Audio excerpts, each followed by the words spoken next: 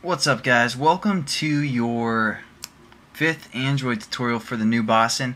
What I'm going to do in this tutorial is kind of give you guys an overview of what this package holds and what everything means. But basically, before we do that, I want you guys to go to the Window tab and then Android SDK AVD Manager. Click on our device and hit Start. And probably you want to scale the size down because a lot of times it's pretty big. So I like to put 6 for the screen size, and that's going to be about 46% of what normally would launch. And hit OK or Start. And there we go. Our emulator's started now. Now I'm going to talk through, like I said, basically this package, and we're going to add a couple additional folders for developing for Android. Now the first folder that you guys see is SRC, standing for source, and this is the code of all of our Java that we're going to develop. And here's our package name that we set up. And within our package name, here's our Java class called Starting Point. Now we can add additional Java classes within here, or activities that we're going to use. So that, just think of the source as where we're going to keep all of our Java. Anytime we're working with the source, it's going to be Java.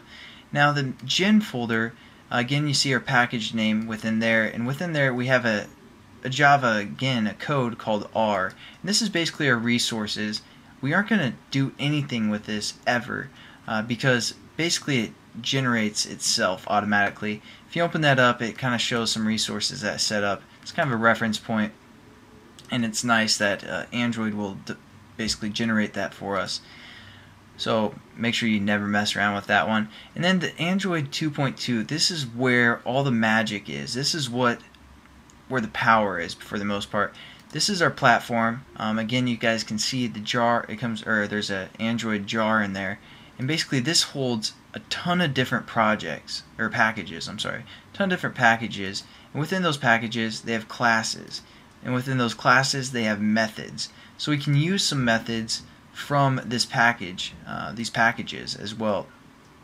So that's a ton of power. As you can see, there's a ton of different packages.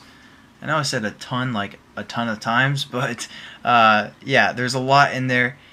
Basically just like our package, except they have a lot more classes and a lot more methods within those classes than what we have set up. So basically that's where the Android SDK comes in handy, and we need it because of all the methods. The assets folder we'll get into later within the series. Basically you can keep some resources in there and use the assets decoder for the most part and get those resources. But mainly what we're going to do, or at least start out with, for when we're using resources like images and layouts and all that good stuff, we're going to do that within our resource folder right here. And as you can see, there's 3 drawables. This is where we're going to save some of our images, and this is where we're going to, yeah, pretty much just our images. As you can see, there's 3 different folders. You're probably wondering, why are there 3 different folders? Well, Android phones, some have a pretty good density or pretty good resolution to them, some don't. So basically what you can do is, if you have an image that you're going to use for a game or an app, basically you can save a high resolution or a high density image within this high density pixel, for the most part, folder, and then you can have that same image, the same name, but of a lower resolution that you guys have set up within like the low resolution drawable, and also that stands for medium. So again, you can have the same name, but if you create 3 different images that have different resolutions, you can save them within the appropriate folder, and then when you reference those images in Java, basically the SDK is going to know which one of those images should be run on the phone for, you know, optimization for the most part. So that's pretty cool, and that's why they have 3 different drawable folders. Now our layout folder, this is going to be our XML, basically our layout. This we're going to get into the XML for the most part. If you double click on this main one, it has it set up for us already. This is a main XML called, and all it is hello world starting point. They did define that for us already, and you know, that's basically where we're going to set up our layouts in XML. Now the values tab, basically you can keep values in other references such as strings, and then you can reference those strings within your layouts or within, you know, your Java as well. So again, that's just for values.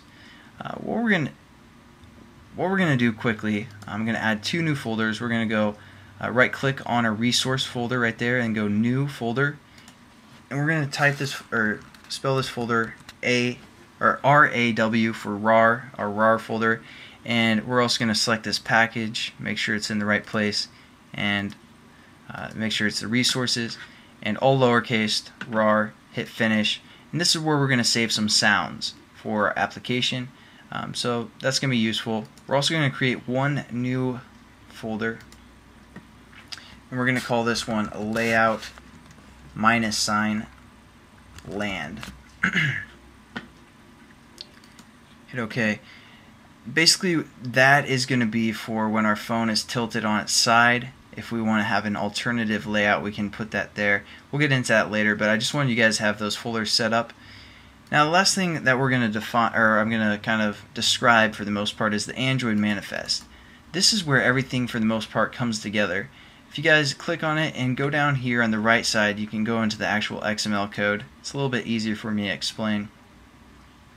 Basically, it resources everything that we have, like the version or the API level, the application, and the application icon, which is set to a default that they imported for us, as you can see within the drawable folder. Our application name that we set up when we created our project, our starting point class, or activity for the most part. That's the activity bracket. So this is for one activity called starting point that is within our application. Basically, and if you go over here, this activity is our launcher item, so when our activity starts, it's going to look for the launcher item and start this activity starting point. So basically, the manifest pulls everything together and adds your resources for all your different activities, and you can set up some sweet stuff within here as well. Now, if your application needs to access the internet, or you want to pull some data from a text message that someone gets, and then you post it on their Facebook wall without them knowing. Basically, you're going to use permissions. You need to get permissions, like I want to use the permission of the internet. And you would define those permissions within the manifest, and then when someone downloads your application off the marketplace, they're going to see which permissions your app needs, such as, oh, it needs the internet, oh, it needs a receiver of some sort, oh, it needs to access my camera.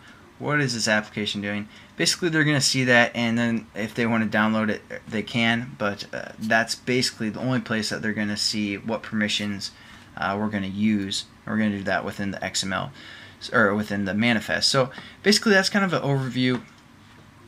Only other thing I want you guys to do real quick is just right click on your whole package, go to run as Android application, and that's going to load up on our emulator.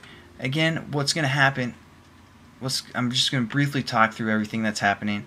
As it's loading, or it's installing onto our emulator, it's looking for the launcher item, like I said, within the manifest. Then it calls this starting point class, and then it will call this starting point class that we set up right here, which is an activity class, and within the activity it sets the content view to r.layout.main. I know this is a quick overview, but r.layout.main, which R stands for our resource folder, then our layout folder, and then our main XML again, which looks like this. So it's going to set the content view to that, and that's basically kind of a quick overview of how the activity works for the most part, and I'll catch you guys in the next tutorial.